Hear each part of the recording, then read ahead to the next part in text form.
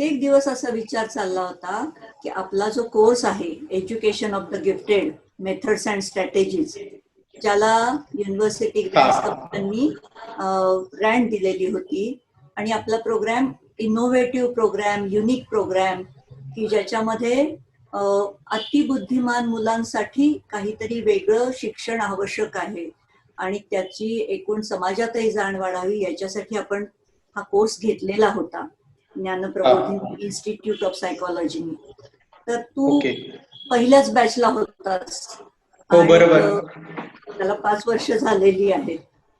म्हणजे मला इतकं कौतुक वाटलं तुझं, की हा अंजनी गाव तुझं छोटस, आणि त्याच्यातून तू कोल्हापूरला तुझं शिक्षण पूर्ण करून नंतर मग हा कोर्स करून पुढच्या कामासाठी आता तू तयार झालेला आहेस. तर तुझ्या ह्या एकूण प्रवासाबद्दल फार उत्सुकता आहे आणि खूप ओके. कौतुकही आहे. तर तू थोडंसं सांगशील का, की तुझ्याबद्दलची थोडी माहिती सांग आणि तू ओके. ह्या कोर्सला कसं यायचं ठरवलंस तेही सांग. नक्कीच मला आवडेल ताई हा सगळा प्रवास तुमच्या बरोबर शेअर करताना आनंदच वाटेल. साधारणतः अंजनी गावामध्ये माझं शिक्षण झालं आणि त्याच्यानंतर 11वीला मी व्होकेशनल कोर्स घेतला. पण या सगळ्या शाळेच्या प्रवासामध्ये माझ्यामध्ये स्वतःमध्ये असं काहीतरी वेगळं पोटेन्शियल आहे हे नेहमी मला जाणवायचं. भांडणं लागली असतील तर ती सोडवणं मुलांची, मुलांना एकत्रित करणं, निसर्गात भटकणं, अशा गोष्टी मला लहानपणापासून आवडायचं. अभ्यासात तसं लक्ष नसायचं, या गोष्टी जाणवत होत्या. पण काहीतरी करून बघायचं हा माझा शिक्षणातला मला पहिल्यांदा वाटलेली गोष्ट, की काहीतरी जे शिकायचं आहे ते करून बघणं, अशा गोष्टी जाणवायच्या. आणि ग्रामीण भागामध्ये शक्यतो अशा गोष्टी मिळतच नाहीत करायसाठी. या प्रवासामध्ये मग मी व्होकेशनल कोर्सला गेल्यानंतर माझ्या आवडीचं फील्ड मला मिळालं इलेक्ट्रिकल, आणि या इलेक्ट्रिकल मध्ये मी आवडीनं बऱ्याच गोष्टी शिकलो. घराची लाईट फिटिंग असतील, घरातली डोमेस्टिक अप्लायन्सेस असतील, त्या रिपेअरिंग करणं, या सगळ्या शिकल्यानंतर मग मला माझ्या मनामध्ये उमेद निर्माण झाली की अरे अजून आपण काहीतरी पुढे शिकलो पाहिजे, अशी इच्छा निर्माण झाल्यानंतर पण या काळामध्ये वाचनाची जी आवड लागली ती प्राचार्य शिवाजीराव भोसले यांच्या व्याख्यानामुळं, आणि मग वाचनाच्या प्रवाहात येत गेलो. आणि हा सगळा वाचनाचा पट जसजसा उघडत गेला तसतसा मला या जगाबद्दलच्या आणखीन गोष्टींची कुतूहल मनामध्ये जाग झालं. आणि या कुतूहलाच्या प्रवासामध्ये मी कोल्हापूरला जाऊन ITI केला. ITI नंतर मग कोल्हापूरला गेलो. कोल्हापूरला गेल्यानंतर महावीर महाविद्यालयामध्ये ज्या वेळेला मी प्रवेश घेतला, त्यावेळेला प्रवेश घेताना हाच उद्देश होता की आपण काहीतरी युनिक करायचं, वेगळं करायचं, जे समाजाच्या उपयोगाचं असेल आणि एक पाऊल पुढे असेल. लहानपणापासून आर्मीमध्ये जाण्याची इच्छा होती, पण आर्मीमध्ये देशाची सीमा रक्षण करण्यासाठी काही सैनिक तयार आहेत, पण देशाच्या अंतर्गतल्या ज्या सीमा आहेत त्या मजबूत करण्यासाठी, माणसांची मनं मजबूत करण्यासाठी काहीतरी आपण केलं पाहिजे, हा असा मनात विचार येत होता. पण या साऱ्या प्रवाहामध्ये स्वतःवरचा विश्वास नकळतपणे तो हळूहळू वाढत गेला. आणि लहानपणापासून सायकोलॉजी हा शब्द तसा माहित नव्हता, पण व्हिज्युअलायझेशन करणं, स्वतःला कुठल्या तरी एका वेगळ्या आध्यात्मिक मधून ध्यानामध्ये घेऊन जाणं, अशा गोष्टींची आवड होती. आणि या आवडीतून महावीर कॉलेजला ज्या वेळेला मी ऍडमिशन घेतलं त्यावेळेला डॉक्टर सुनील कुमार लवटे हे कॉलेजचे प्राचार्य होते. एक अनाथ होते आणि खाली जमीन वर आकाश, त्यांच्या पुस्तकातून बरेच प्रेरणा मिळाली. अशा माणसाबरोबर काम करताना सुद्धा मला खूप आवडलं. आणि महावीर कॉलेजमध्ये सायकोलॉजीचं MA सेंटर आहे स्पेशल, तो तिथं सब्जेक्ट शिकवला जातो. त्याच्यामुळे त्याचा सब्जेक्ट म्हणून ज्या टेस्ट घेतल्या जातात त्या टेस्टसाठी सब्जेक्ट म्हणून मी बसायचो, आणि त्या सगळ्या टेस्ट मला इंटरेस्टिंग वाटत होत्या. पण त्याच्या अगोदर मी मुलांच्या बरोबर वेगवेगळ्या गोष्टी लहानपणापासून करत असल्यामुळे त्या इंटरेस्टिंग असणाऱ्या टेस्टला सब्जेक्ट म्हणून 2-2, 2.5-2.5, 3-3 तास त्या मुलांच्या बरोबर वेळ घालवायचो. त्यांना कोणतरी सब्जेक्टच असा हवा असायचा. आणि त्यातून मला सायकोलॉजीची अधिक कुतूहल जाग झालं की अजून याच्यात काय आहे, कशा प्रकारे आपण या विषयाला समजून घेऊ शकतो. मग त्यावेळेला जवळची मला लायब्ररी वाटली. मग लायब्ररीतली काही सायकोलॉजीची जी पुस्तकं असतील ती वाचण्याचा सुरुवात केली. मग त्याच्यामध्ये आत्मचरित्रापासून ते अगदी काही मानसशास्त्रातले जे काही सिद्धांत आहेत त्याच्या संदर्भात या प्रवासात तिथं मला सायकोलॉजीची आवड निर्माण झाली. 3 वर्षाचा महावीर कॉलेज मधला प्रवास करतानाच विद्यार्थी चळवळीचं काम करत होतो. त्याच्यातून मग मला जी लहानपणामध्ये मला नेतृत्वाची जी आवड होती की बाबा मुलांना एकत्रित आणायचं, ती तिथं मला चांगल्या प्रकारे जोपासता आली. आणि हे नेतृत्वाचं जोपासण्याचं हळूहळू वाढत असताना कुठंतरी मनामध्ये वाटत होतं की आपण समाजाशी अजून जवळ गेलो पाहिजे. मग त्याच्यात मार्ग सापडत नव्हते, काय करायचं, कसं करायचं. त्याच्यानंतर स्पर्धा परीक्षेकडे वळालो आणि स्पर्धा परीक्षा देण्याचं निश्चित झालं. स्पर्धा परीक्षा करताना त्याच्यात यश काय मिळत नव्हतं. मग तिथं लक्षात आलं की आपण स्पर्धा परीक्षा करू शकत नाही. आपल्यातले जे काही त्रुटी आहेत त्या लक्षात आल्यानंतर म्हटलं की आपण या क्षेत्रात तितकं सक्षम नाही, पण मुलांच्या बरोबर रमतो, अधिक समाजामध्ये वेगळ्या प्रकारे रमतो. त्या काळामध्ये मी अवनी संस्थेबरोबर काम करत होतो आणि अवनी संस्थेबरोबर काम करत असताना जे बालकामगार असतात त्या मुलांचे प्रश्न जवळून अभ्यासायला मिळाले. परत आपलं जे बालग्राम आहे, अनाथ मुलं आहेत, तिथल्या मुलांचं जवळून भावविश्व अभ्यासायला मिळालं. या सगळ्या प्रवासात मला वाटलं की आपण मुलांच्या बरोबर छानपैकी रमतो. तिथं मला पॉइंट क्लिक झाला आणि मग मी म्हणलं की नाही, आपल्याला वेगळं काहीतरी करायचं आहे. आणि या सगळ्या काळामध्ये मित्रांच्या बरोबर काही मित्र डिप्रेशन मध्ये गेलेले होते, त्यांचं काउन्सिलिंग करणं, त्यांच्याशी बोलणं. काउन्सिलिंग हा शब्द मला प्रॉपर माहित नव्हता. ज्या वेळेला मी सायकोलॉजीच्या फील्डमध्ये आलो आणि त्यावेळेला कळालं की काउन्सिलिंग म्हणजे काय असतं. पण मुलांच्या बरोबर गप्पा मारून, मित्रांच्या बरोबर गप्पा मारून त्यांचे प्रॉब्लेम सॉल्व्ह करणं, अशा करण्यामध्ये मला खूप आवड होती. आणि त्याच्यासाठी मी माझ्या दिवसातला 5 ते 6 तास वेळ देण्याचा माझा प्रयत्न असायचा, तो चांगल्या प्रकारे. आणि अशा काळामध्ये मग मला एक साधारणतः 2015 मध्ये मीच फ्रस्ट्रेशन मध्ये आलेलो होतो आणि काय करायचं हा माझ्या पुढे प्रश्न होता. करिअर काय करायचं आणि आपले आर्थिक उत्पन्नाचे साधन काय असावीत, असाही मला प्रश्न पडला. मग त्यावेळेला मी माझ्याच मित्रानं, ज्याचं मी काउन्सिलिंग केलेलं होतं, तो केरळमध्ये होता आणि केरळमध्ये तो एका डीएड कॉलेजवरती प्राध्यापक म्हणून काम करत होता. आणि त्याचा नकळतपणे असाच फोन आला आणि तो म्हणला की तुम्ही करिअर काउन्सिलिंग मध्ये किंवा एकूण काउन्सिलिंग क्षेत्रामध्ये छानपैकी काम करू शकता. त्यासाठी तुम्ही पुणे प्रबोधिनीतल्या मानसशास्त्र विभागाला भेट द्या, तिथं जाऊन माहिती घ्या. मग त्यावेळेला मी आपल्या प्रबोधिनीत फोन केला. मग ती चर्चा, मी बरेच प्रश्न विचारले, मला बरेच मिळाले. त्याच्या प्रश्नांची उत्तर म्हणले की तुम्ही प्रत्यक्ष या भेटायला. मग मी भेटायला गेल्यानंतर पहिलीच भेट माझी तुमची झालेली होती. साधारणतः 1-2 तास मी तुमच्याशी गप्पा मारलेल्या होत्या. आणि त्या काळात म्हणलं की ग्रामीण भागातल्या मुलांचे प्रश्न, त्याच्यानंतर टीन एज मधला सेक्स प्रॉब्लेम, त्याचबरोबर जो आता वाढतोय मुलांच्या मनावरचा ताण, तो कसा कमी करायचा, हा सगळा प्रवास मी तुमच्या पुढे मांडला. आणि मला म्हणलं की मला या क्षेत्रात काम करायचं आहे. आणि त्यावेळेला तुम्ही सगळं ऐकून घेतलं, हे मला खूप भारी वाटलं. आणि ऐकल्यानंतर तुम्ही म्हणला की प्रबोधिनी तू आल्यानंतर आपण पुढे बघू काय करायचं. आणि मला त्यावेळेला मला हेही माहित नव्हतं की आपण डिप्लोमा करणार आहोत, त्याची एंट्रन्स एक्झाम आहे आणि ते आपल्याला देऊन पुढे जायचं आहे. आणि तुम्ही 9 ऑगस्टला मला बोलवलं, मी प्रबोधिनीत आलो, सकाळची वेळ होती, आकाशदादा उत्साही होते आणि एकूण सगळे त्या वर्गामध्ये बसल्यानंतर अचानकपणे हातामध्ये पेपर आला आणि इंग्लिश बघून पुन्हा माझी आत्मविश्वास गेला की अरे, आता आपण ज्या उमेदीने आणि ज्या यांना आलो होतो आणि आता ती उमेद आता आपली या इंग्लिश मुळे पुन्हा एकदा जाते काय, असं वाटलं.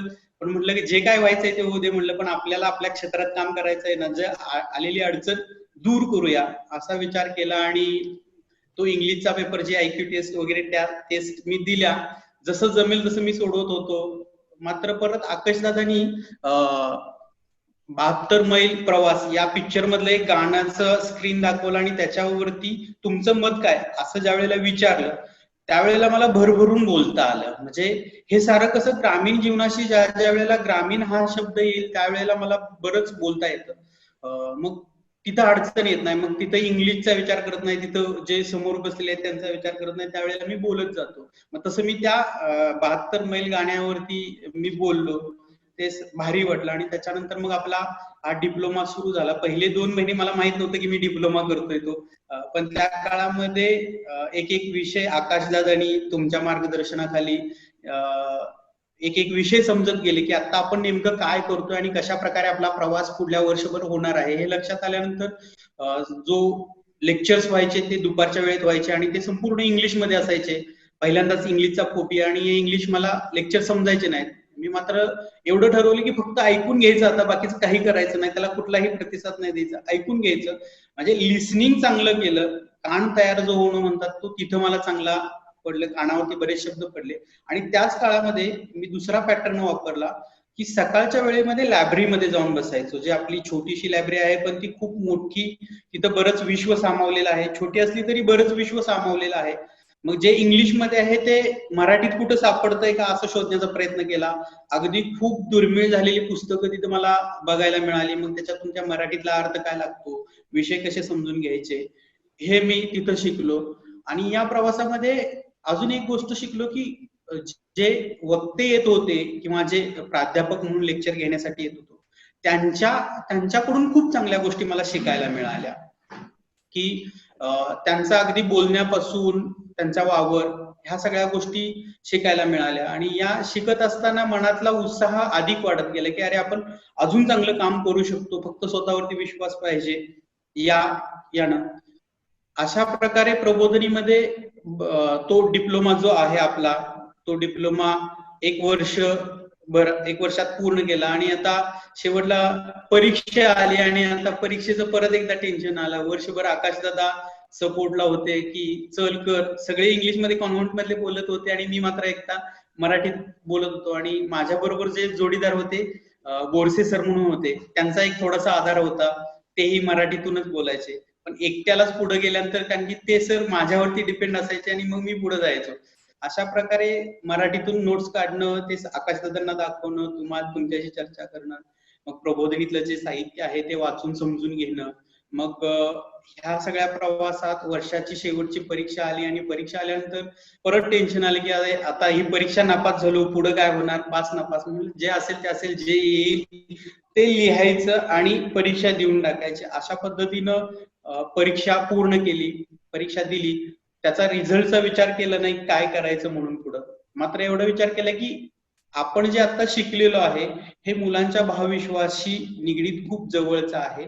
त्या काळामध्ये मी स्वतःला रिकॉल करत गेलो, माझ्यातले स्वतःतले काय अडथळे होते, मी कसा एका चौकोनात अडकत गेलो आणि मग स्वतःतली जी लहानपणापासून नेतृत्व करण्याची जी गोष्ट असेल किंवा एखादी गोष्ट करून बघण्याचं जे धाडस असेल ते हळूहळू कसं या समाजात कमी कमी होत गेलं हे लक्षात आलं. आणि म्हणलं की हे कुठंतरी आपण चुकीच्या मार्गावरती आलेलो होतो, याला आपण काहीतरी आकार द्यावा, पुन्हा एकदा उजाळा द्यावा म्हणून याच कामाशी निगडीत स्वतःला ठेवायचा असा प्रयत्न होता.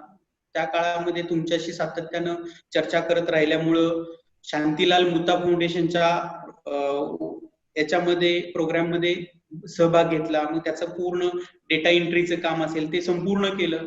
त्या काळामध्ये तुमच्या बरोबर ज्या वेळेला मी राहिलो त्यावेळेला तुमची जी पॅशन आहे ती मी बघितली की सकाळपासून संध्याकाळपर्यंत काम करणं. आणि विशेष म्हणजे त्या काळामध्ये जे उषाताईंचं जे व्याख्यान झालेलं होतं त्यावेळेला मनावरती खूप प्रभाव पडून गेले की एवढ्या वयस्कर आहेत, त्यांना दिसत नाहीये आणि त्या एवढ्या अगदी यानं बोलतात, हा कॉन्फिडन्स खूप देऊन गेला. आणि मी त्याच काळामध्ये जे शांतीलाल मुता फाउंडेशनचं जे डेटा एंट्रीचं काम करत होतो ते उषाताईंच्या केबिन मध्ये बसून करत होतो.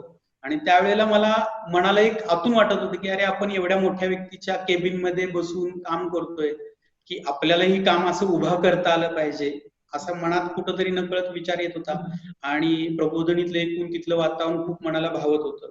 आणि त्याच काळात मग हराळीतून दीपक दादा आले आणि त्यांनी तिथं तसं सांगितलं की हराळीला ये. मग इथं हराळीत आल्यानंतर बऱ्याच गोष्टी बघण्यात मी मध्येच बोलते जरा. तू फार छान प्रवास सांगितलास की एखादा बुद्धिमान मुलगा, म्हणजे बुद्धिमान म्हणजे अनेक प्रकारची बुद्धी असते आणि त्याच्यामुळे तुझ्यामध्ये अनेक प्रकारच्या क्षमता आहेत आणि ह्या क्षमतांना सारखा कुठेतरी एक वाव द्यायला पाहिजे, काहीतरी शिकत राहायला पाहिजे, ही तुझी आस्था फार सुरेख तू सांगितलेली आहेस. आणि ती प्रत्येक गोष्टीत आम्हाला सतत डोळ्यासमोर राहिलेली आहे. म्हणजे एकमेकांपासून आपण कसं एकमेकांना शिकवत जातो याचं फार छान उदाहरण आहे. मुख्यतः तू बुद्धिमान मुलांचं लक्षण सांगितलंस ते म्हणजे हायपर सेन्सिटिव्हिटी, अत्यंत संवेदनशील जसं तुझं मन आहे, तर ते तू खूप छान उलगडून सांगितलेस. आणि मला वाटतं तुमच्या अभ्यासक्रमामध्ये सुद्धा बुद्धिमान मुलं कशी असतात, त्यांची काय विशेष वैशिष्ट्ये असतात, त्यांच्या जशा काही डिमांड्स असतात किंवा मागण्या असतात की मला आणखीन हवंय, आणखीन शिकायचंय, खोल जायचंय, ह्याच्या बरोबरीने त्यांच्या काही स्वतःच्या गरजा पण असतात. आणि या सगळ्या गरजा म्हटलं तर तुला प्रबोधिनीच्या वातावरणातनं तिथे कशा मिळाल्या हे पण तू फार छान सांगितलेस. तिथे माणसं मिळाली, तिथे काही ऍक्टिव्हिटीज मध्ये भाग घ्यायला मिळाला, हे फार सुरेख वर्णन केलेस. आणि म्हणून तुला आता हरळीला का जावंसं वाटलं आणि मग हरळीला तू कशा पद्धतीने गेलास हे थोडंसं सांग. साधारणतः हराळीला यायचं ठरल्यानंतर मनामध्ये पहिला विचार आला की माझी सगळी पार्श्वभूमी ही ग्रामीण आहे आणि ग्रामीण भागामध्ये मी खूप रमेल हा पहिला हे होता. आणि त्याच्या पलीकडे शहरामध्ये मला अडचण काय येईल, इंग्लिशची येईल, मुलांच्या बरोबर वावरताना जो कॉन्फिडन्स लागतो तो कॉन्फिडन्स कदाचित नसेल असं वाटलं. पण ग्रामीण भागामध्ये मी राहिलेलो आहे, वाढलेलो आहे आणि मुलांच्या बरोबर वावरताना तितकीशी अडचण येणार नाही हा विचार केला आणि म्हणलं की हराळीत राहू. मग मे महिन्याचा साधारणतः मे महिना होता, अभिजित दादांच्या बरोबर माझं बोलणं झालं इथं हराळीत येऊन आणि आकाश दादांच्या बरोबर सातत्यानं नेहमी चर्चा असायची. त्याच्यातून काय करायचं हे मॉडेल समोर येत नव्हतं. मग हराळीमध्ये पूरक विभाग म्हणून जो काम करतो तो प्रबोधिनीचा खूप महत्वाचा गाभा घटक आहे असं मला नेहमी वाटतं. कारण की बाहेरच्या मुलांना सुद्धा काहीतरी करून बघणं, त्यांच्यातलं पोटेन्शियल ओळखून त्यांना देणं, ह्या गोष्टी खूप गरजेच्या वाटतात. ते पूरक विभागातून खूप चांगल्या प्रकारे होतं असं जाणवलं. इथं वेगवेगळे प्रयोग चालत होते. एखाद्या मॉडेलमध्ये बसवून एखादा सस्टेनेबल उपक्रम कसा करता येईल याचा विचार सुरू होता आणि त्याच काळामध्ये मी इथं आलो. जे मी शिक्षण घेतलेलं आहे ते कसं शिक्षण कृतीमध्ये आणता येईल किंवा प्रॅक्टिकल मध्ये कसं आणता येईल याच्यावरती विचार माझ्या मनामध्ये आकाश दादांच्या बरोबर, अभिजित दादांच्या बरोबर चर्चा झाली आणि ठरलं त्याच्यातून एक मॉडेल तयार करायचं आणि त्याला प्रज्ञा विकास हेच आपण नाव दिलं. याच्या अगोदर इथं लिप हा उपक्रम चालू होता. तो शाळांच्या मध्ये 6वी आणि 7वीच्या मुलांच्या बरोबर वेगवेगळे खेळ घेत होते, ज्याला हसत खेळत बुद्धी विकासची जोड होती.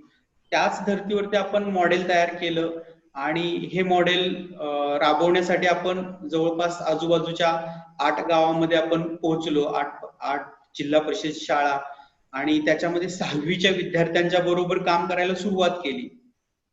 मनामध्ये प्रश्न होता की मी कधी शिक्षक नाही झालो आणि मला शिक्षक होता येणार नाही हे मला नेहमी जाणवत राहिलं की मी शिक्षक नाहीये. कारण की एखाद्या विद्यार्थ्याचं आयुष्य घडवायचं तर त्याला बरंच ह्या गोष्टी लागतात. मग मी कोण आहे, मी काय आहे?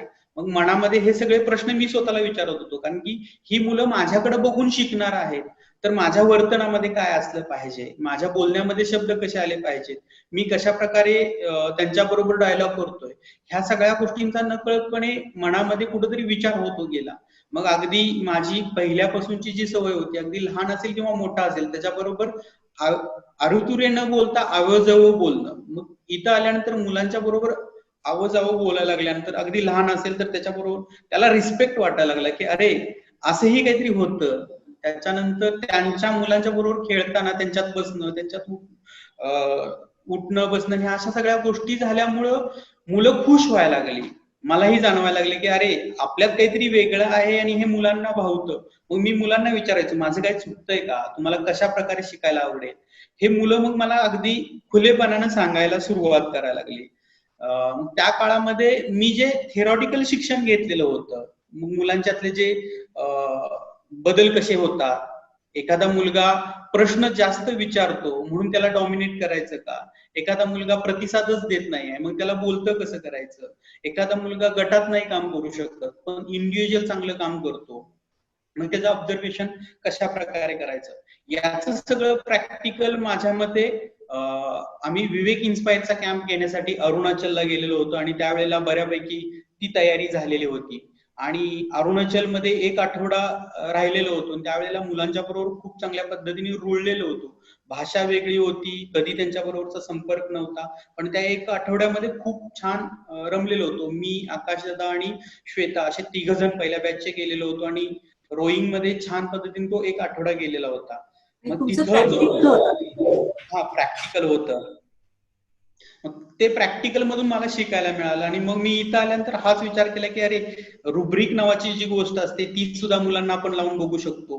काही नुसत्याच टेस्ट न घेता आपण मुलांच्या वरचे ऑब्झर्वेशन ज्या आहेत त्या नोंदी जरी नोंदवत गेलो तरी त्या मुलाच्यातलं काहीतरी आयडेंटिफिकेशन होऊ शकतं. मग त्याच्यासाठी ग्रामीण भागातली जोड आपण देऊ शकतो, उदाहरणांची देऊ शकतो. अशा पद्धतीनं तो प्रवास सुरू झाला.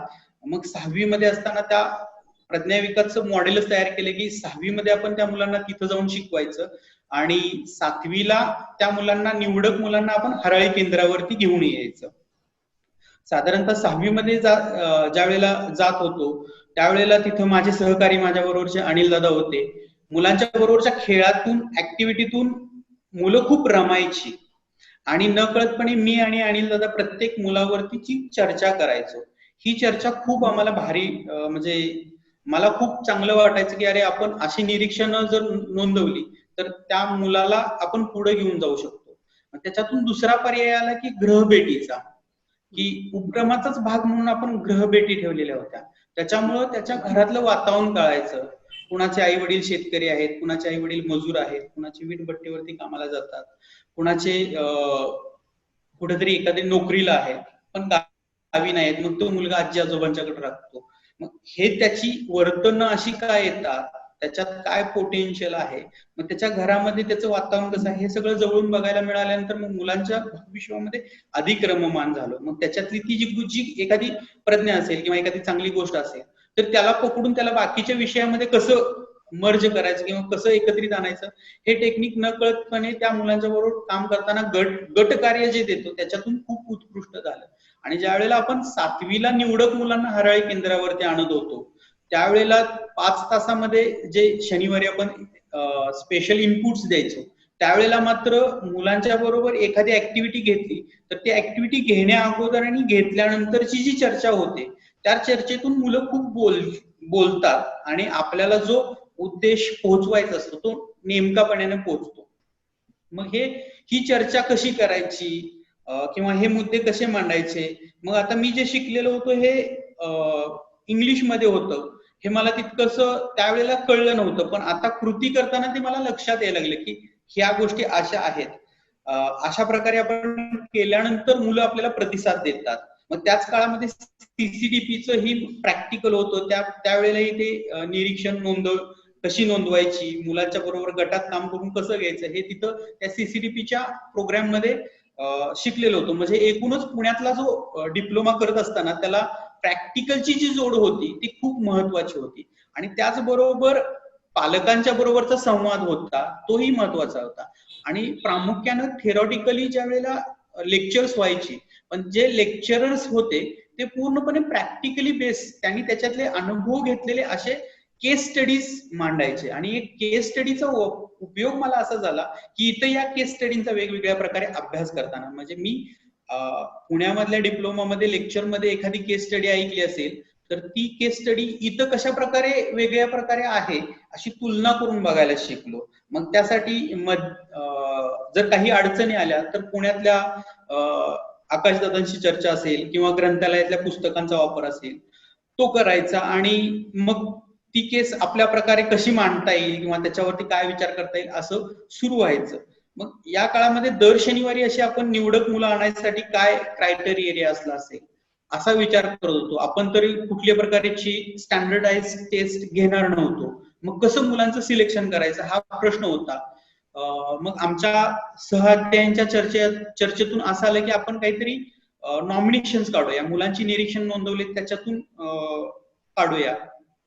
अश्विन दादा होते, अश्विन दादांचाही अनुभव मुलांच्या बरोबरचा वेगवेगळा होता. अश्विन दादा, मी, अनिल दादा आम्ही 3 चर्चा करत होतो. मग कशा प्रकारे मुलांची निवड करताना याच्यामध्ये आलं की पहिलं नॉमिनेशन साठी आपण टूल निवडलं ते म्हणलं की फॅसिलिटेटर जे जातात आणि त्या फॅसिलिटेटरनं जे वर्षभर निरीक्षणे केलेली आहे त्या निरीक्षणाच्या आधारे निवडायची. म्हणलं हे कमी होईल, म्हणलं याच्यातून बरीच मुलं सुटतील. म्हणलं दुसरा पर्याय काय येईल, तर दुसरा पर्याय आला की कारण की आपण जे मुलांच्या बरोबर जो आपला काळ होता तो साधारणतः 1 तासासाठी आपण शाळेमध्ये जायचो आणि तेही आठवड्यातून एकदा जायचो. त्याच्यामुळे मूल पुरेपूर आपल्याला कळलेलं नसते. एका तासामध्ये खूप सारं कळत नसतं. मग त्याला दुसरा पर्याय काय आहे की अकॅडमिक मध्ये तो कसा आहे हे जाणून घ्यायचं असेल तर आपण त्या शाळेतल्या शिक्षकांच्याकडून आपण नॉमिनेशन फॉर्म भरून घेऊया. मग फॉर्म बनवायचं ठरलं. मग त्या फॉर्म मध्ये काय विचार केला की वर्गामध्ये चित्र कोणाला छान काढायला येतं, कोण भांडणं सोडवतो प्रामुख्यानं, एखाद्या शिक्षकाचं काम चांगल्या प्रकारे ऐकतो, वर्गातली सगळी कामं करतो, किंवा वर्गामध्ये काही एखादा कार्यक्रम असेल तर फुलाचे गुच्छ कोण करून देतो. म्हणजे हे सगळे छोटे छोटे प्रश्न काढल्यानंतर ती प्रश्नावली छान झाली. ही प्रश्नावली छान झाल्यानंतर मग ती कुणाकडून भरून घ्यायचं. म्हणजे उदाहरणार्थ त्या प्रश्नामध्ये असं अजून एक अशी गोष्ट होती की एखाद्या टाकाऊ वस्तूपासून टिकाऊ वस्तू बनवतो, कोण कागदापासून काय बनवतो, हे सगळे आपण अशा सगळ्या गोष्टी घेतलेल्या होत्या. आणि याला गार्डनरच्या थेअरीचा थोडाफार बेस दिलेला होता, गार्डनरचा दिला होता. याच्यामुळं ती स्टँडर्डाइज तशी नव्हती पण प्रश्नावली होती. आणि मग ते आपण साधारणतः कुठल्या शिक्षकाकडून भरून घ्यायची असा ज्या वेळेला विचार केला त्यावेळेला शाळेमध्ये दोनच शिक्षकांच्याकडून भरून घ्यायची. मग त्याच्यामध्ये आपण ठरवलं की एक शिक्षक वर्ग शिक्षकांच्याकडून भरून घ्यायची आणि दुसरी कुणाकडून घ्यायची तर विज्ञानाच्या शिक्षकाकडून भरून घ्यायची. कारण की कधी कधी असं होतं की वर्ग शिक्षकाला सगळ्या मुलांच्या बद्दल माहित असते पण विज्ञान गणितातली प्रगती ही विज्ञानाच्या शिक्षकालाच माहित असते, कारण की त्यांच्या तासाला प्रतिसाद देणारे असतात. असा विचार करून आपण ती जी प्रश्नावली आहे ती विज्ञानाचे शिक्षक आणि वर्ग शिक्षक यांच्याकडून भरून घ्यायचे ठरवलंय. म्हणलं हेही आपल्याला सफिशियंट नाही की याच्यातूनही काही मुलं सुटतील. म्हणलं मग परत पर्याय काय म्हणून निवडला. मग त्याच्यामध्ये आपण निवडला की पियर नॉमिनेशन्स करायचं. म्हणलं पियर नॉमिनेशन, आता हा शब्द मी थेरॉटिकल मध्ये तिथं शिकलेलो होतो. मग इथं काय म्हणायचं की मित्रानं मित्राकडून घ्यायची भरून, मित्रानं मित्राबद्दल सांगायचं की आपल्या वर्गातला मित्र कसा भारी आहे, त्याच्या वेगवेगळ्या गोष्टी मुलांना बऱ्याच माहित असतात. कोण चित्रकलेमध्ये चांगला असेल, कोण गाणं छान म्हणत असेल पण तो वर्गात कधीच म्हणणार नाही गाणं, तो वर्गात कधीच बोलणार नाही. कुणाचं अक्षर छान असेल, कुणाचं घरामध्ये काहीतरी करून बघतो, मित्र एखादी गोष्ट करून छान प्रकारे करून बघत असतो, तर ते मित्रांना चांगल्या प्रकारे माहित असतं. तर आपण मित्रांच्याकडून भरून घेऊया म्हणलं. मग त्याच्यासाठी मित्रांच्याकडून भरून घ्यायचं ठरलं. मग वर्गामध्ये ज्या वेळेला आम्ही असं प्रश्न विचारले, ते प्रश्नावली समोर घेऊन बसलो नाही पण वर्गामध्ये बोललो की तुमच्या वर्गात ज्या वेळेला भांडण लागतं त्यावेळेला कोण सोडवतं रे. मग त्यावेळेला म्हणलं की हा अमुक अमुक सोडवतो. मग त्यावेळेला लक्षात आलं की या मुलाकडं नेतृत्व गुण चांगला आहे, यालाही आपण या अशा एखाद्या प्रश्नात टाकू शकतो. अशा प्रकारे मित्रांच्याकडून भरून घ्यायला लागलो प्रश्नावली. त्याच्यानंतर हेही कमी आहे सूरज, मला असं वाटतं की एकूणच तू सारखा शोध घेतलाय, एखादा प्रॉब्लेम सॉल्व्हिंग जसं करतात ना तशा पद्धतीने तू हे करत गेलास. आणि त्याच्यामध्ये तुम्हाला जे काही शिकवलेलं होतं की कुठले कुठले प्रकार आहेत, की फॉर्मली कसं मुलांना निवडायचं, इनफॉर्मली कसं त्यांचं निरीक्षण करून त्यांना निवडायचं, नॉमिनेशन किंवा मॅट्रिक्सची पुढची जी कल्पना आहे ती कशी करायची, या सगळ्या गोष्टी तुम्ही तिथे फील्डवर वापरल्यात. हा त्याच्यातला खूप महत्वाचा भाग आहे. आणि म्हटलं तर तू मगाशी म्हटलास तसं शिक्षक होता येईल का नाही, व्हायचं का नाही पेक्षा सुद्धा तू फॅसिलिटेटर झालास. आणि माझं तर कल्पना आहे की तू मेंटॉर सुद्धा झालायस, कारण तू इतका त्या मुलांच्या जवळ गेलायस आणि तुला त्यांचा आंतरिक संवाद त्यांना नीट समजत होता की हे सगळं जे आहे ते तुझ्या शिकण्यातून आणि त्या शिकण्याचं नॉलेज मध्ये रूपांतर करून हे तू वापरू शकलेला आहेस. फार छान, पुढे चालू दे. हा, मग त्याच्यातूनही मला वाटलं की हेही कमी आहे, मग अजून काय करू शकतो. कारण की मुलाला आम्ही वर्गमित्र म्हणून म्हणजे मेंटॉर म्हणून किंवा फॅसिलिटेटर म्हणून 1 तास ओळखतो. 1 तासाच्या पुढे जाऊन शिक्षक 8 तास 10 तास ओळखतो. त्याचा मित्र त्याच्याबरोबर 12 तास 13 तास ओळखतो. आणि त्याच्या पुढेही त्याच्या मुलाला ओळखणारी कोण असेल तर त्याच्या आई वडील असतील. मग ज्या ग्रहभेटी घेतल्या त्या ग्रहभेटीतून लक्षात आलं की काही मुलांचे पालक खूप क्युरियस आहेत, त्यांना मुलांच्या बद्दल खूप काळजी आहे, एखाद्या घरामध्ये एक्सपोजर खूप छान मिळतं, त्यांच्या घरामध्ये चर्चा जास्त होते, एखाद्या घरात चर्चा होत नाही. अशा मुलांचं तुम्ही तुमच्या मुलांच्या बद्दलची मतं काय नोंदवाल? त्यावेळेलाही आपण कुठल्या प्रकारे फॉर्म घेऊन गेलो नाही किंवा भरून घेतला नाही, पण अनौपचारिकपणे गप्पा केल्या त्या पालकांच्या बरोबर आणि त्याच्यातून गप्पातून मग लक्षात आलं की या मुलामध्ये ही सुद्धा चांगली गोष्ट आहे, हा घरामध्ये याचं वर्तन असं आहे. मग तिथं तो ठरलं की आता चौथा टप्पा ठरला की आता याच्यातूनही पालकांच्याकडूनही आता कळलं, पण आता परत आणखीन एक प्रश्न उभा राहिला की हे सुद्धा कमी आहे, याला काहीतरी स्टँडर्डाइज आलं पाहिजे अजून. मग त्यावेळेला विचार केला की आपण आता मुलांची टेस्ट घेऊया. मग टेस्ट घ्यायची तर काय घ्यायची, तो लिखाणामध्ये कसा आहे, त्याचे स्वतःचे विचार कसे आहेत. आता हे आतापर्यंतची ही निरीक्षणं जी झाली ही दुसऱ्याने केलेली होती, तो स्वतःकडे काय म्हणून कसा बघतो, त्याचे किती विचार त्याला समजलेले आहेत किंवा तो मांडू शकतो, या सगळ्या गोष्टींसाठी मग आपण एक चाचणी डेव्हलप केली ज्याच्यामध्ये त्याचं भावविश्व असेल अशा प्रकारे त्याला मुक्तपणे लिहिता येईल अशा प्रकारची ती टेस्ट डेव्हलप केली. मग त्याच्यामध्ये आपण साधारणतः एक पिक्चर दिलेला होता आणि त्या पिक्चरवरती या पिक्चरचं निरीक्षण करून तुझी मतं नोंदव, या पिक्चर मध्ये काय बदल करू इच्छितोस, असं ते साधारणतः ते गावातलं एक चित्र होतं आणि त्या चित्रावरती मुलांना लिहायचं होतं. असा एक प्रश्न होता. दुसरा एक प्रश्न होता की आकलन त्याच्यात बघायचं होतं आपल्याला, याला किती आकलन होतं, त्याच्यावरती एक 2-3 प्रश्न होते. त्याची बुद्धिमत्ता कशा प्रकारची आहे, मग त्याच्यासाठी रिझनिंगचे 1-2 प्रश्न टाकलेले होते. अशा प्रकारे ती सोप्यात सोप्या प्रकारची टेस्ट आपण बनवली आणि मग ती सगळ्या शाळांच्या मधनं आपण मुलांची घेतली. अशा प्रकारचं 5 प्रकारचं नॉमिनेशन करून आपण त्या मुलांची कॅटेगरी केली. म्हणजे साधारणतः सुरुवातीला मला आठवतं की 350 मुलांची आपण टेस्ट घेतलेली होती ह्या सगळ्या ह्याच्यातून आणि त्याच्यातून आपण एक 60 मुलं निवडलेली होती. ही 5 प्रकारातून ती 60 मुलं वरती आलेली होती. मग त्याच्यामुळं या 5 प्रकारातून आल्यामुळं कुठलाही मुलगा सुटला नाही, म्हणजे त्याला लिहायला येत नाही म्हणून तो सुटला नाही किंवा एखाद्या शिक्षकाच्या नजरेत नाही म्हणून तो सुटला नाही, तर या 5 प्रकारामध्ये तो बसलेला आहे आणि तिथून त्याचं मग सिलेक्शन झालेलं आहे.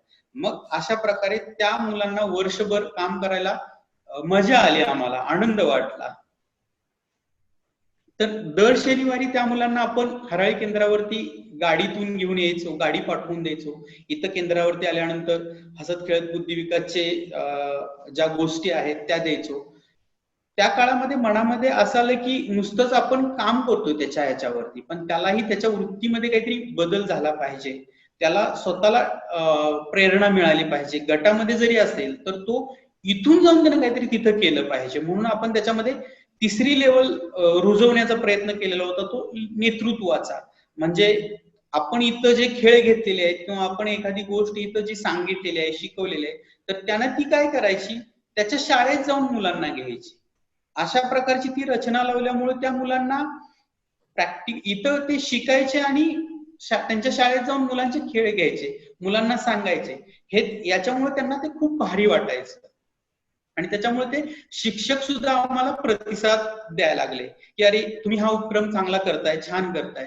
मग नकळतपणे शिक्षकांना, जिल्हा परिषदच्या शाळेतल्या शिक्षकांनाही आम्ही नकळत तुम्ही या, बसा, बघा कशी सत्र होतात, काय घेतो, हे समजून सांगण्याचा प्रयत्न असायचा आणि त्याच्यामुळे शिक्षकही कधी कधी सहभागी व्हायचे आणि त्यांचा प्रतिसाद चांगला असायचा.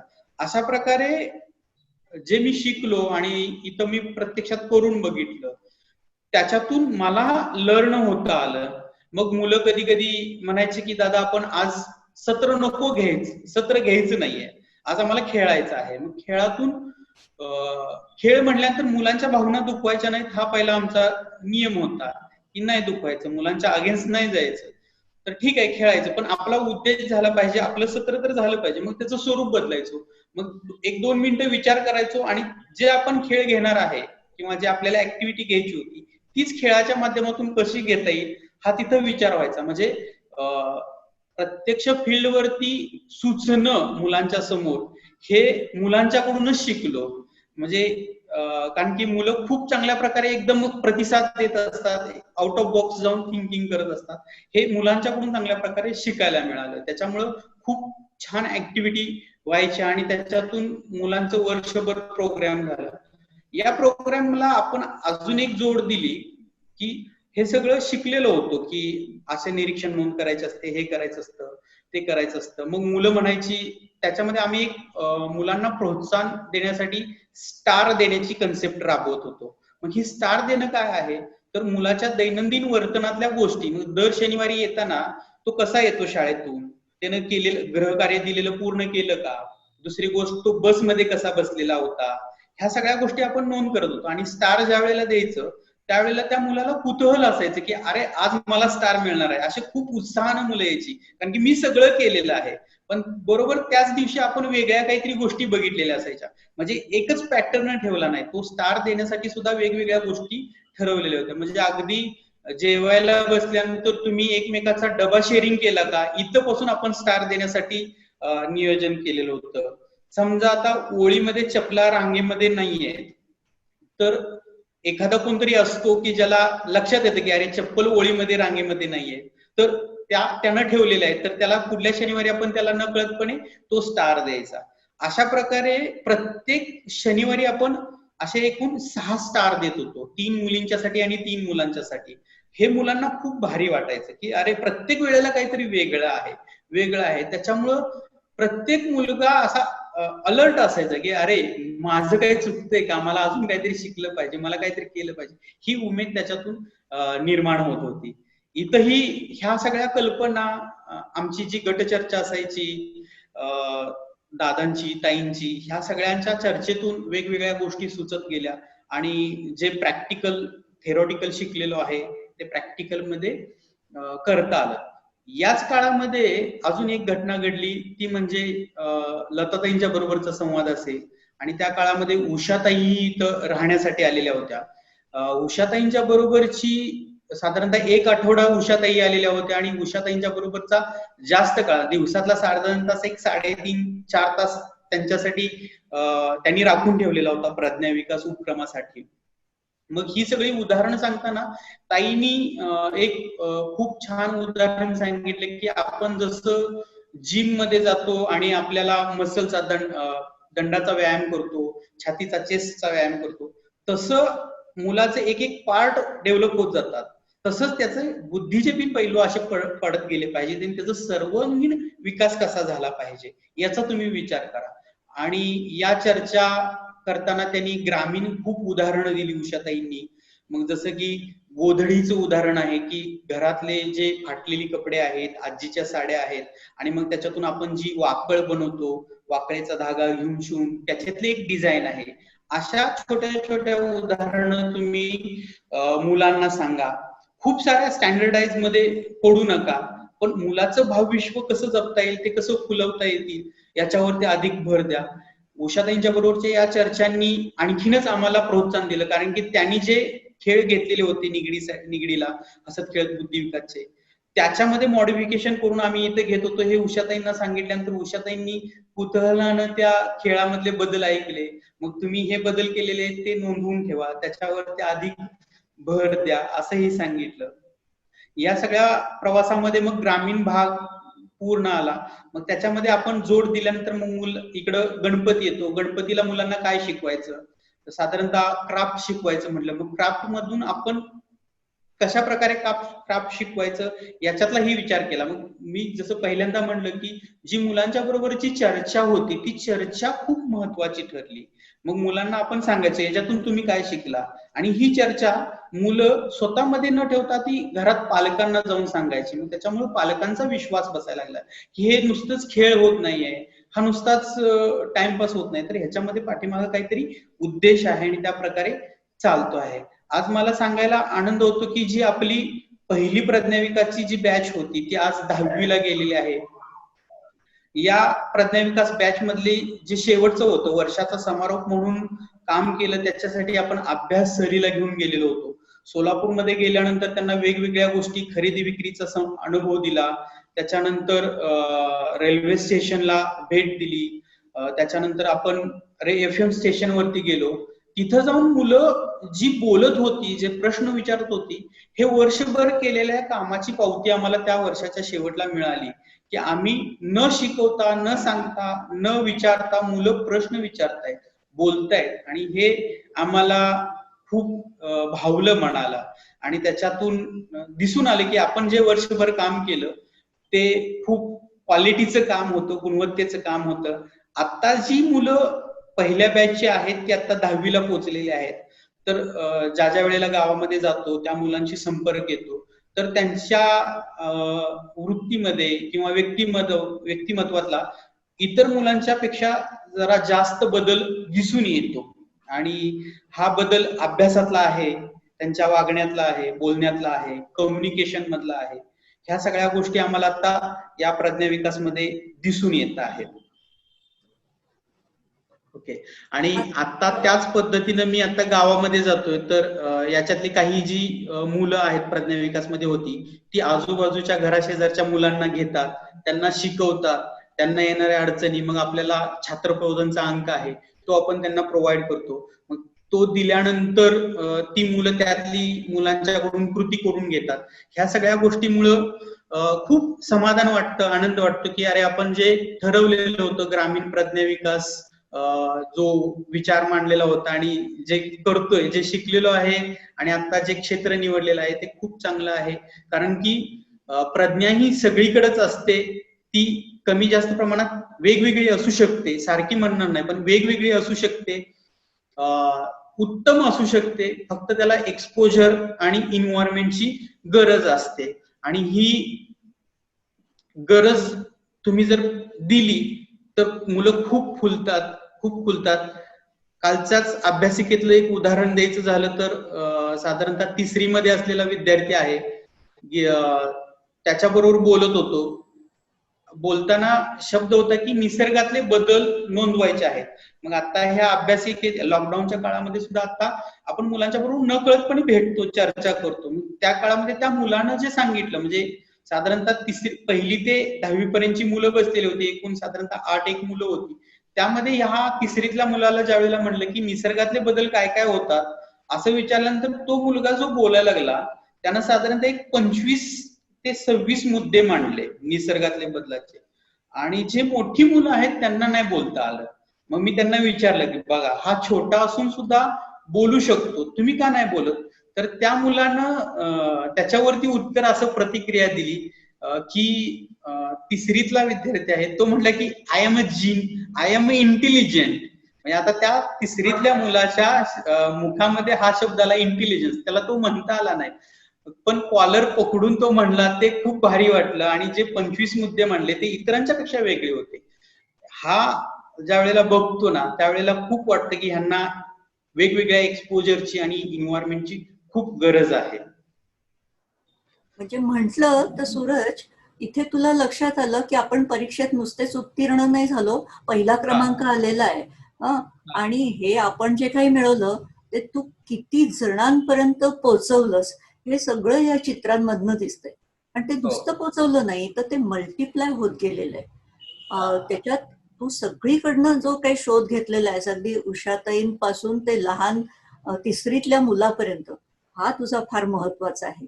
आणि हे तुझी खरं गुणवैशिष्ट्य सांगतात.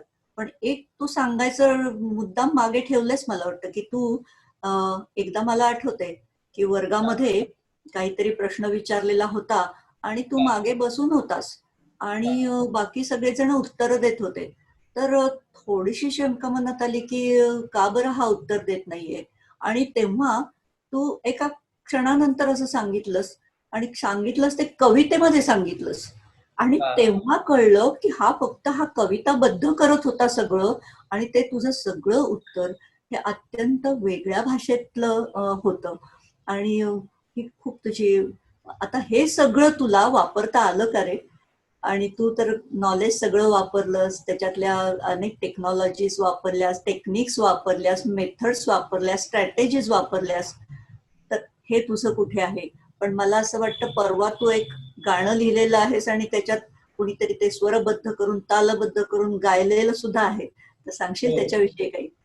नक्कीच मला आवडेल. आपल्या इथं गेल्या वर्षभरामध्ये मैत्री पुस्तकाशी म्हणून हा HCL फाउंडेशन अंतर्गत आपला उपक्रम होता. तो जिल्हा परिषदल्या 6वीच्या विद्यार्थ्यांच्या बरोबरचा होता. वर्षभर छान पद्धतीने उपक्रम सुरू होता आणि वर्षाची सांगता म्हणून आपण त्याचं साहित्य संमेलन ठेवलेलं होतं. हराळी केंद्रावरती त्याचं साहित्य संमेलन ठेवलेलं होतं आणि त्याच्यामध्ये मग निवडक शाळेतले विद्यार्थी येणार होते, शिक्षक येणार होते, प्रमुख पाहुणे वेगवेगळ्या ठिकाणाहून येणार होते आणि सहज आम्ही त्या संमेलनाची नियोजनाची बैठक आयोजित केलेली होती. ती चर्चा सुरू होती. सुरुवात कशी करायची, मध्य कसा असेल, शेवट कसा असेल, असं सुरू होतं आणि त्या चर्चेमध्ये मी काही सहभागी नव्हतो. मी आपला साईडलाच बसून माझं चालू होतं आणि त्याच्यामध्ये पोवाड्याचा एक उल्लेख झाला होता की पोवाड्यावरती पण सत्र असावं. मग ते सत्र करणारे त्याच्यात काय असेल, कसं असेल, असंही होतं. मग नकळतपणे मी विचार आला आणि पेन घेतला आणि लिहायला सुरुवात केली छोटीशी. काय असेल, जसं असेल तसं असेल. मग सुरुवात वाक्याची होती, चला चला पुस्तकाच्या सफरीला जाऊ, पटापट शब्दांच्या अगिन गाडीमध्ये बसू. हे 2 वाक्य नकळतपणे सुचले आणि त्याच्यानंतर जी ती पुस्तकाची सफर करण्यासाठी काना, मात्रा, वेलांटी, उकार हे सगळे त्यात शब्द येत गेले आणि ती कविता छान झाली. मी तिथंच सगळ्यांना बसून ऐकवली आणि म्हटलं की याच्यावरती आपण ही मुलांच्या पर्यंत पोहोचवू शकतो छान पद्धतीने. बघा, याच्यावरती विचार करा, संमेलनामध्ये याला कुठं स्थान देता येईल का. मग ही कविता लताताईंच्या पर्यंत पोहोचली, आदरणीय लताताईंच्या पर्यंत पोहोचली. लताताईंनी ती कविता ऐकल्यानंतर त्यांनी त्याच्यात छोटे मोठे करेक्शन्स केले, ग्रॅमॅटिकली ज्या गोष्टी पाहिजे होत्या त्या. म्हणजे मला मात्रा हा शब्द मी पुल्लिंगी घेतलेला होता, पण ताईंनी त्यातला बारकावा मला सांगितला की मात्रा हा स्त्रीलिंगी आहे. मग हे सगळ्या गोष्टी बारकावे लताताईंच्याकडनं कळल्यानंतर म्हणलं की लताताईंचा किती खोलवरती अभ्यास आहे. म्हणलं चला अजून लताताईंच्या बरोबर आपण चर्चा करूया त्याच्यावरती. मग लताताईंनी छानपैकी त्या गाण्याला चाल लावली. नुसतीच लताताईंनी चाल लावली नाही तर त्याच्यावरती त्यांनी ऍक्शन सुद्धा करून दाखवले की कुठल्या टप्प्यावरती कशी ऍक्शन असली पाहिजे. आणि हे सगळं मला अप्रतिम वाटलं की अरे, आपण एखाद्या पिक्चरचं जसं गाणं लिहिलं जातं, त्याला डायरेक्शन, त्याला संगीत, त्याच्यावरती स्टेप वगैरे, ह्या सगळं त्याची प्रक्रिया जी आहे ती त्या गाण्यावरती खूप सुंदर झाली. आणि ज्या दिवशी साहित्य संमेलन, आता याच्यावरती डान्स करणारी मुलं कशी निवडायची, कुठली निवडायची, हा प्रश्न होता. मग त्याच्यामध्ये 5वीची मुलं निवडली, कारण की 5वीची मुलं खूप धमाल करतात. कारण की मोठी मुलं निवडली तर त्याचे फेशियल एक्सपिरियन्स, जो चेहऱ्यावरच्या हावभाव आहेत ते तितकेसे छान पद्धतीने येणार नाहीत. म्हणलं मुलं एन्जॉय केला पाहिजे त्या मुलांनी गाण्याचा. मग ते 5वीची मुलं निवडल्यानंतर त्या गाण्याला खूप छान पद्धतीनं संगीतही मिळालं, स्वर मिळाला आणि त्याच्यावरती ऍक्शन करणारी मुलंही मिळाली. आणि साहित्य संमेलनाच्या पहिल्याच दिवशी उद्घाटनाला ते गाणं सादर झालं. खूप छान, अप्रतिम वाटलं. असं ती पुस्तकाची सफर मुलांनी त्या दिवसभरामध्ये एन्जॉय केली आणि गेल्या वर्षभरातलं त्यांना जे काही सार होतं ते त्यांना मिळून गेलं अशा कवितेच्या माध्यमातून. हे अशा कवितेचा प्रवास तो इथं झालेला होता. परत त्या गाण्यासाठी, ते गाणं झाल्यानंतर मध्ये आधी वर्षभरामध्ये मी मुलांच्या बरोबर काम करत असताना नकळतपणे मी वेगवेगळे प्रयोग करत होतो की मुलांना तुम्ही कुठलेही 5 शब्द सांगा, त्या 5 शब्दावरती मी छान पद्धतीने कविता करेन, जशी जमेल तशी करेन, पण ती तुमच्या भावविश्वाशी निगडीत असेल असं सांगितलं. मग मुलं पटापट शब्द सांगायचे, कोण झाड सांगायचं, कोण शाळा सांगायचं, कोण राग सांगायचं, कोण भीती सांगायचं, असे वेगवेगळे शब्द यायचे. आणि मग त्यातले 5 शब्द कुठलेही निवडायचे आणि त्या 5 शब्दांना गुंफून एखादी कविता छान पद्धतीने व्हायची. मन मोकळं व्हायचं. मला आठवतं की मला खूप ताण आला, खूप टेन्शन आलं किंवा खूप दुःख झाला, आनंद झाला, तर त्यावेळेला नकळतपणे मुखातून कवितेच्या ओळी पडतात आणि ती जी भावना आहे ती शब्दबद्ध होऊन जाते. असं माझा प्रवास कवितेबद्दलचा आहे. आज ही कविता नकळतपणे होते, ती आतून स्फुरते. कधी कधी ती तयार करायसाठी आता प्रयत्न सुरू आहेत की अशी कविता स्फुरते तशी तयार करता आली पाहिजे विषय घेऊन. तसं आता विषय घेऊन ही लिहिण्याचे प्रयत्न सुरू आहेत. चालू आहे त्याचा प्रवास. छान सांगितलं. म्हणजे एका कवयित्रीने मागे म्हटले की मी न सांग कुणाला सांगा याची कविता स्फुरते कशी, पण तू तर हे सगळं उलगडून सांगितलेलं आहेस. आता शेवटच्या भागाकडे येताना मी असं तुला विचारीन की हा सगळा तू प्रवास सांगितलास, ह्याच्यात तू खूप कामं केलीस, ह्याच्यात तुला खूप गुरु मिळाले, ह्याला तुला खूप शिष्य सुद्धा मिळाले आणि हे सगळं पुढे असंच वाढत जाणार आहे. पण तुला ह्याच्यावरून इतरांना काही एखाद दुसऱ्या ओळींमध्ये काही सांगावंसं वाटतंय का? या सगळ्या प्रवासाबद्दल आणि हा कोर्स केल्यानंतर स्वतःमध्ये नेमका काय बदल होतो याच्याबद्दल सांगायचं झालं तर, आपण अनौपचारिकपणे औपचारिकपणे म्हणतो की औपचारिकपणे शाळेमध्ये शिक्षण घेतलेलं असतं, पण आपण एका साच्यामध्ये बद्ध होत जातो आणि हे साचे तसेच राहत जातात. आपण एक जबाबदारी झाली की दुसऱ्या जबाबदारीत अडकतो, दुसरी जबाबदारी तिसऱ्या जबाबदारीत अडकतो आणि आपण स्वतःमध्ये डोकवायचं राहून जातो. आणि आपण स्वतःच्या आतमध्ये जोपर्यंत डुबकी लावत नाही तोपर्यंत आपण काय आहे हे कळत नाहीये. आणि आपल्या शिक्षण व्यवस्थेमध्ये ही डुबकी लावण्याची सोय कुठे केलेली नाहीये. तर मला हा जो डिप्लोमा केला त्यावेळेला मला स्वतःमध्ये डुबकी लावता आली. स्वतःच्या आतमध्ये ज्या काही गोष्टी लपलेल्या आहेत त्या काढता आल्या आणि त्या काढून नुसत्याच नाही थांबता आल्या, तर जी मुलं आहेत, मग आज समाजातली वेगवेगळी मुलं आहेत, कदाचित स्वतःच्या कुटुंबातली मुलं आहेत, यांच्यासाठी काहीतरी करता येतं, काहीतरी म्हणण्यापेक्षा त्यांच्यातलं ते पोटेन्शियल आहे ते ओळखून त्यांच्याबरोबर आपल्याला गप्पा मारता येतात, त्यांच्यासाठी एक्सपोजर देता येतं, याच्यासाठीचा जो दृष्टिकोन आहे तो खूप चांगला होतो.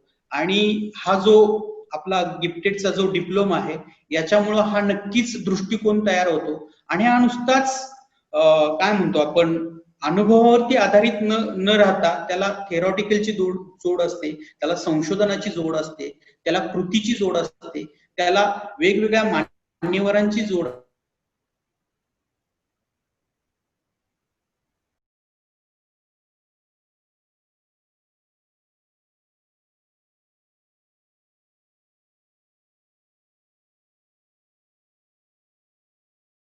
येते. आणि त्याच्यातून भारताची भावी पिढी, मग अगदी शहरामध्ये राहणार असेल किंवा ग्रामीण भागामध्ये राहणारे असेल किंवा अगदी जगामध्ये कुठेही राहणारे असेल, तर ती प्रज्ञा, उपजत जी प्रज्ञा असते ती उपजत प्रज्ञा या दृष्टिकोनातून विकसित होते असं मला वाटतं. म्हणजे या अग्नीतून जाताना सुद्धा तू त्याचं कसं छानपैकी एसी केलेलं आहे, एअर कंडिशनिंग केलंय हे आम्हाला मात्र दिसलं. आणि खेड्यातून येणारी मुलं साधारणपणे शहरात जाऊ बघतात, तसं न करता तू पुन्हा खेड्याकडे गेलेला आहेस आणि तिथल्या खेड्यातल्या मुलांना सुद्धा पुन्हा तिथली प्रज्ञा तिथेच वापरण्याचं नक्कीच तू मोटिवेशन दिलेलं आहेस. अशा ह्याच्याबद्दल मला तुझं विशेष कौतुक करावंसं वाटतं. आणि असेच विद्यार्थी पुढे घडत राहू देत आणि तुम्हीही घडवत राहा असं बोलून इथे थांबूया. मनपूर्वक धन्यवाद. मला माहितीये तुला आवडणार नाही असं म्हटलेलं, पण तरी सुद्धा खूप शिकवलंयस आणि हे आता पुष्कळांपर्यंत नेण्याचा आमचा प्रयत्न असेल.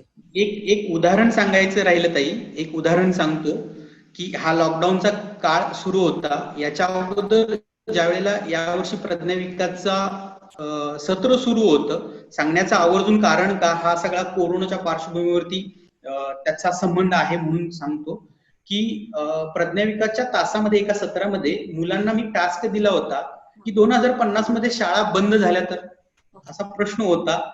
आणि मग त्यावेळेला मुलांच्या हातामध्ये मोबाईल असतील, सगळ्यांना मोबाईलचं वेड लागलेलं असेल आणि मोबाईल मधून शिकायचं असेल, तर आपल्याला मुलांना मोबाईल द्यायचे नाहीत, पण आपल्याला असं काही सेंटर तयार करता येईल किंवा असे काही खेळ तयार करता येतील का ज्याच्यातून मुलांना भूगोल शिकता येईल, ज्याच्यातून गणित शिकता येईल, ज्याच्यातून इंग्लिश शिकता येईल, अशा ऍक्टिव्हिटी, असे खेळ तुम्ही तयार करायचे आहेत. हा एका सत्राचा पार्ट तयार होता. मुलांनी 2050 मध्ये कसे खेळ असतील असे त्या 7वीतल्या विद्यार्थ्यांनी तो तयार केलेले होते. आणि आता लॉकडाऊन सुरू आहे, शाळा बंद आहेत आणि या काळामध्ये अशा खेळांचा वापर ती मुलं ज्यांना त्यातलं कळलेलं आहे ती मुलं नक्की खेळ खेळतायत का नाही हे सुद्धा माझं त्यांच्याशी कम्युनिकेशन सुरू आहे. तर असे जे काही खेळ होते याच्यातून ते विषय अगदी उत्तमपणे खेळले जातात हे जो दृष्टिकोन आहे तो दृष्टिकोन नकळतपणे सुद्धा रुजवला गेला. म्हणजे भविष्याचा अंदाज घेऊन आपण आपल्या ऍक्टिव्हिटीज केल्या. आता हा दृष्टिकोन का घेतलेला होता किंवा हे सत्र का घेतलेलं होतं, तर याच्या पाठीमाग मुलांचं स्क्रीन ऍडिक्शन जे चालू आहे, मुलं मोबाईलमध्ये गुंततायत, तर त्या मोबाईलचा युटिलाइज कसा करायचा हे मुलांना सांगण्यासाठीच सत्र होतं. तर ते मुलांनी खूप छान उत्तम केलेलं होतं. खरी क्रिएटिव्हिटी वापरली, त्यांनी आउट ऑफ बॉक्स थिंकिंग वापरलं. असं चालू ठेवा. मात्र ह्या सगळ्या प्रयोगाचं नीट डॉक्युमेंटेशन ठेवा, म्हणजे इतरांनाही हे शिकता येईल. नक्की. Thank you very much. आपण परत एकदा कधीतरी चांगल्या आणखीन गप्पांसाठी भेटूया. नक्की नक्की चालेल. धन्यवाद.